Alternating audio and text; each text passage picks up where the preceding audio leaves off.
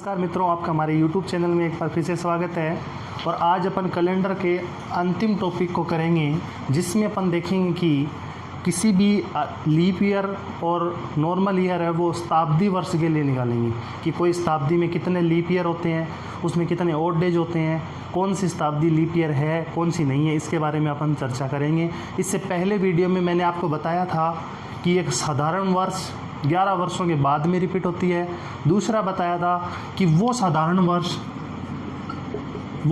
वर्ष जो leap year के तुरंत बाद आती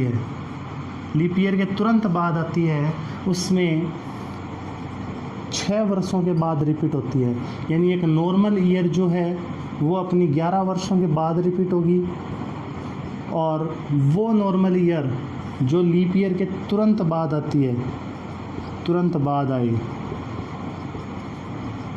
वो 6 वर्षों के बाद में रिपीट होती है। दूसरा, एक लीप ईयर हमेशा 28 वर्षों के बाद रिपीट होती है। इसके बारे में अपन ने चर्चा की थी। अब अपन आज पढ़ेंगे कि कोई भी जो शताब्दी वर्ष है उसमें कितने ऑड डेज होते हैं, कितने उसमें लीप वर्ष होते हैं, उसके बारे में देखिए। सबसे पहली बात, एक शताब्दी वर्ष का मतलब होता है कि उसमें 100 वर्ष होते हैं। एक शताब्दी वर्ष का मतलब है उसमें 100 वर्ष होते हैं। देखिए अपन कैसे निकालते हैं। इसमें अपन ने देखा था कि किसी भी वर्ष का लीप ईयर निकालने के लिए उसमें 4 का भाग देना होता है, और जिसमें 4 का भाग पूरा चला जाता है वो लीप ईयर होती है। और 1 से लेके 100 तक अपने लीप ईयर होने कितने चाहिए? 25 होने चाहिए, लेकिन होते कितने हैं? 24 होते हैं। इसका कारण है कि जिस वर्ष के अंत में 2 जीरो लग जाते हैं वो शताब्दी वर्ष बन जाती है। और कभी भी शताब्दी वर्ष का लीप ईयर निकालने के लिए उसमें 4 का भाग ना देकर उसमें 400 का भाग दिया जाता है। और यदि 400 का भाग पूरा चला जाता है तो वो वर्ष क्या होगी? अधिवर्ष होगी। लेकिन देखिए 100 के अंदर 400 का भाग पूरा नहीं जाता, इसलिए 1 से लेकर 100 तक हमेशा अपने कितने लीप ईयर होंगी? 24 लीप ईयर होंगी। 1 से लेकर 100 तक 24 लीप ईयर होंगी। उसके बाद में बात करते हैं 101 से लेकर 200 तक। 101 से लेकर 200 तक भी कितने लीप ईयर होंगी? 24 लीप ईयर होंगी। 201 से लेकर 300 तक बात करें तो भी कितनी होंगी? 24 होंगी। लेकिन 301 से लेके 400 की बात करें तो इसमें अपनी कितनी लीप ईयर होंगी? 25 लीप ईयर होंगी। यानी कि 400 में क्या चला जाएगा? 100 का पूरा भाग चला जाएगा। 400 का पूरा भाग चला जाएगा, इसलिए 400 खुद क्या हो जाएगी? एक लीप वर्ष हो जाएगी। इसलिए अपन कह सकते हैं कि 100 वर्ष में 24 लीप ईयर, 200 वर्षों में 48 लीप ईयर, 300 वर्षों में 72 लीप ईयर, और 400 वर्षों में 96 प्लस 1, कौन सी? 400 वाली, इसलिए कितनी हो गई? 97 लीप ईयर होती हैं। यानी कि 400 वर्षों के अंदर अपनी कितनी लीप ईयर आती हैं? 97 लीप ईयर आती हैं। अब देखिए इनके ऑड डेज कैसे याद करते हैं। अपन को बताया था कि किसी भी वर्ष का ऑड डेज निकालने के लिए उसको वर्ष और उसमें जितने लीप ईयर हैं उनको ऐड करके 7 का भाग दिया जाता है। यानी अपन बात करेंगे अब शताब्दी वर्षों में ऑड डेज की या विषम दिनों की। देखिए शताब्दी वर्षों में विषम दिन कैसे निकालते हैं। सबसे पहले बात करें अपन 100 वर्ष की या प्रथम शताब्दी की, तो प्रथम शताब्दी क्या है? 100 वर्ष है। प्रथम शताब्दी की बात करें तो इसके अंदर कितने लीप ईयर हैं? 24 लीप ईयर हैं, प्लस वर्ष कितने हैं? 100। इसमें कितने का भाग देंगे? 7 का। यानी 124 में भाग देंगे 7 का। कितनी बार जाएगा? देखिए 124 में 7 का भाग दिया, एक बार गया 5, 4, और कितने शेषफल बच गए? 5 शेषफल बच गए। यानी कि शेषफल कितने बचे? 5। और यही अपने क्या होंगे? ऑड डेज होंगे। यानी कि 100 वर्षों के अंदर 5 ओल्ड एज होते हैं, या प्रथम शताब्दी में 5 ओल्ड एज होते हैं। द्वितीय शताब्दी की बात करें 200 वर्ष, तो 200 प्लस लीप ईयर कितने हैं, 48 क्या हैं लीप ईयर, यानी कि 248/7 करेंगे, कितनी बार भाग जाएगा 248 में, देखिए 7 3 जा 21 3 8 5, यानी कि यहाँ पे कितने शेषफल बचे, 3 शेषफल बचे, यानी कि 200 वर्षों में कितने ओल्ड एज आएंगे, 3 ओल्ड एज आएंगे। अब देखिए अगली देखते हैं, 300 वर्षों की बात करें तो 300 में हो गए 300 प्लस लीप ईयर, कितने लीप ईयर हैं 72 या 72 लीप ईयर हैं, और इसमें भाग देंगे 7 का, तो अपने पास कितने ओल्ड एज आएंगे, 1 ओल्ड एज आएगा, कितना ओल्ड एज आएगा 1 ओल्ड एज आएगा। इसके बाद में 400 की बात करें तो 400 में हो जाते हैं 400 प्लस 97 लीप ईयर, और भाग देंगे 497 में 7 का, तो अपने ओल्ड एज कितने आते हैं 0 ओल्ड एज आते हैं। यानी कि कहने का अर्थ क्या हुआ, प्रथम शताब्दी में 5 ओल्ड एज, द्वितीय शताब्दी के 3 ओल्ड एज, और तीसरी शताब्दी का 1 ओल्ड एज, और चौथी शताब्दी का 0 ओल्ड एज आता है। यानी कि 400 के मल्टीपल कितने भी ओल्ड एज आ जाएंगे, 400 के मतलब मल्टीपल कितने भी लीप ईयर या नॉर्मल ईयर कैसे भी आ जाएं, जो 400 के मल्टीपल होंगे उनके लिए ओल्ड एज हमेशा क्या होगा 0 होगा। यानी कहने का अर्थ हुआ 1200 का पूछ ले तो भी ओल्ड एज 0, 1600 का पूछ ले तो भी ओल्ड एज 0, 2000 का पूछ ले तो भी ओल्ड एज 0 ही होगा। अब देखिए अपन इसके आगे बात करते हैं कि किसी भी शताब्दी वर्ष का प्रथम और अंतिम दिन कैसे ज्ञात करते हैं, किसी भी शताब्दी वर्ष का प्रथम और अंतिम दिन कैसे याद करते हैं। देखिए सबसे पहली चीज़ अपने को पता होनी चाहिए कि एक शताब्दी में कितने लीप ईयर होते हैं, इसलिए सबसे पहला लिख लीजिए 100 में 24,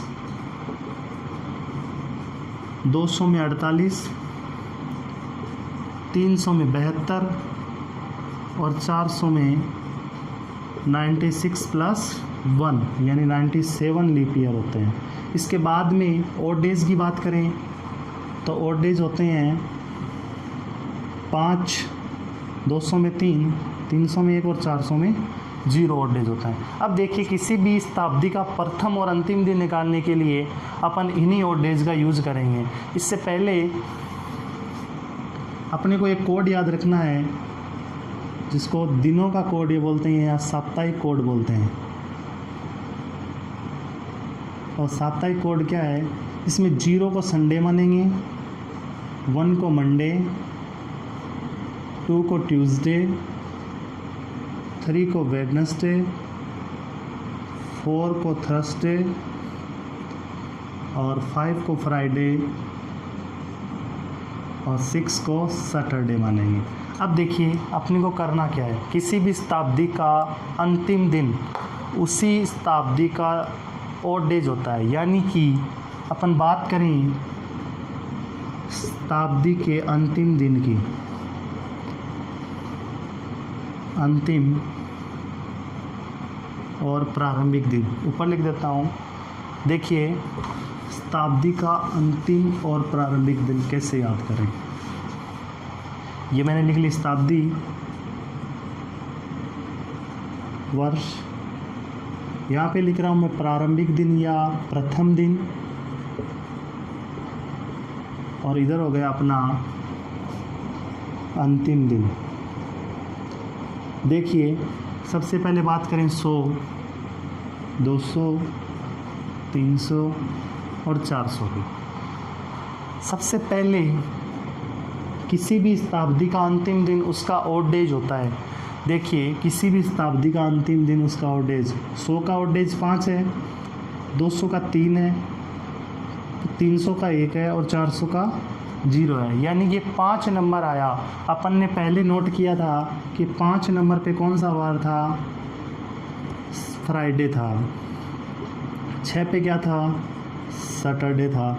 4 पे थर्सडे था, 3 पे वेडनेसडे था, 2 पे ट्यूसडे था, 1 पे मंडे था और 0 पे क्या था, संडे था। अब देखिए 5 का मतलब हो गया फ्राइडे, 3 का मतलब हो गया वेडनेसडे, 1 का मतलब हो गया मंडे और 0 का मतलब हो गया संडे। यानी किसी भी शताब्दी के अंतिम दिन इन 4 दिनों में से ही होंगे, फ्राइडे, वेडनेसडे, मंडे और संडे। अब बचे कौन से दिन, ट्यूसडे, थर्सडे और सैटरडे। ये 3 दिन हैं जो कि किसी भी शताब्दी के प्रथम दिन हो सकते हैं। ये अंतिम दिन कभी भी नहीं होंगे, क्योंकि अंतिम दिन फ्राइडे, वेडनेसडे, मंडे और संडे में से ही होंगे। इसके बाद में ये जो 3 दिन हैं ये भी किसी भी शताब्दी के प्रथम दिन हो सकते हैं। इसके अलावा एक ऐसा डे होगा जो इन्हीं शताब्दी का प्रथम दिन बनेगा और वो अंतिम दिन भी होगा। अब देखिए प्रथम दिन कैसे निकालते हैं। नोट कीजिए कि 100वीं शताब्दी या प्रथम शताब्दी का अपन बोलेंगे अंतिम दिन क्या है, फ्राइडे है। यदि 100वीं शताब्दी का अंतिम दिन फ्राइडे है तो इससे एक अगला यानी +1 क्या होगा, सैटरडे होगा। और सैटरडे 200वीं शताब्दी का प्रथम दिन होगा, 200वीं शताब्दी का प्रथम दिन होगा। जैसे देखिए अपन बात करें कि 31 दिसंबर 2017 को यदि शुक्रवार है, 31 दिसंबर 2017 को यदि शुक्रवार है,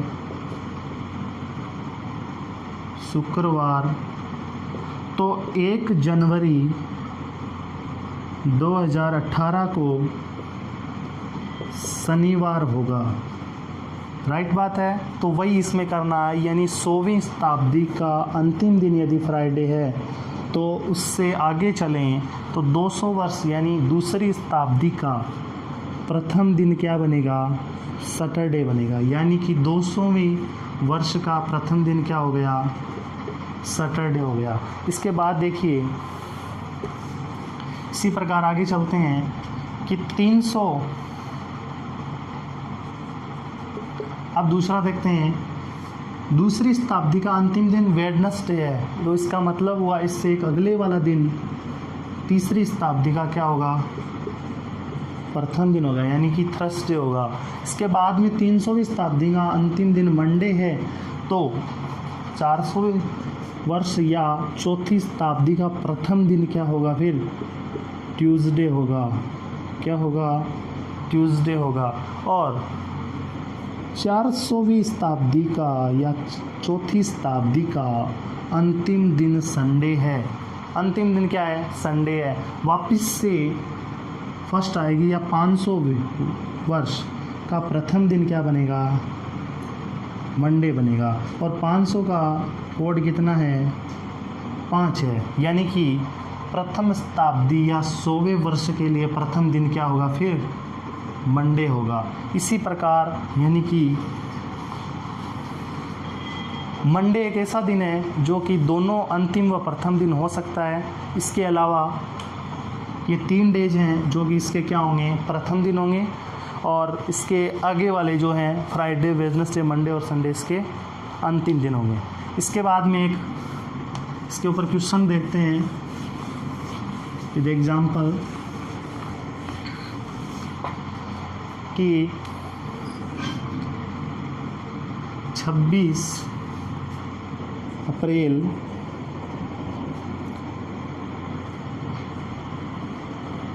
1924 को कौन सा वार होगा, कौन सा वार होगा।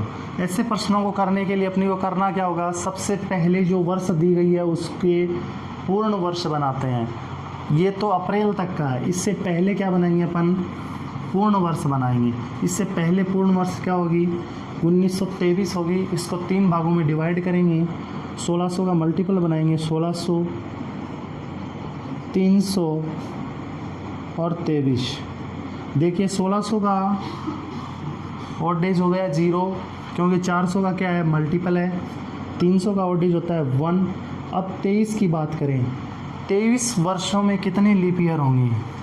23 वर्षों में कितने लीप ईयर होंगे? 4 का भाग देंगे, कितनी बार भाग जाएगा? 5 बार। यानी कि 23 वर्षों में 5 लीप ईयर हो गए और 23 वर्ष हो गए, यानी कि इसके ओडेज कितने आ गए? 23 + 5/7, यानी कि 0 ओडेज आ गया। इसके बाद अपन निकालेंगे मंथ के ओडेज, यानी 26 अप्रैल स्टार्ट करेंगे जनवरी से लेके जनवरी, फरवरी, मार्च और 26 अप्रैल। अब देखिए जनवरी का कोड 3, 1924 क्या है? एक लीप ईयर है। 1924 क्या है? लीप ईयर है, इसलिए फरवरी का कोड क्या लेंगे? 1 लेंगे। मार्च का 3 और 26 अप्रैल, 26 अप्रैल में यदि 7 का भाग दिया जाए 26 दिनों में तो 5 शेषफल बचता है, यानी इसका ओडेज कितना आ गया? 5। टोटल ओडेज की ऐड की जाए तो 3 + 1 4 + 3 7 + 5 12 प्लस एक ओल्डेज वर्ष वाला जुड़ जाएगा। कितने हो गए? देखिए 3 और 1 4 और 3 7 5 12 और 1 13। 13 में 7 का भाग दिया, 6 शेषफल बचा और 6 नंबर पे अपना क्या आता है? सैटरडे आता है। यानी कि अपना जो 24 अप्रैल 1924 को वार कौन सा होगा? सैटरडे होगा। इस प्रकार किसी भी वर्ष को उससे पहले वाले या पूर्ण वर्ष बनाकर अपन उसके ओड डेज के हिसाब से दिनों को निकाल सकते हैं। बाकी अपना कैलेंडर पूरा हुआ। अगले टॉपिक डाइस के बारे में अगले वीडियो में चर्चा करेंगे। तब तक के लिए आप हमारे चैनल को सब्सक्राइब करें, शेयर करें और ज़्यादा से ज़्यादा कमेंट करें। Thank you.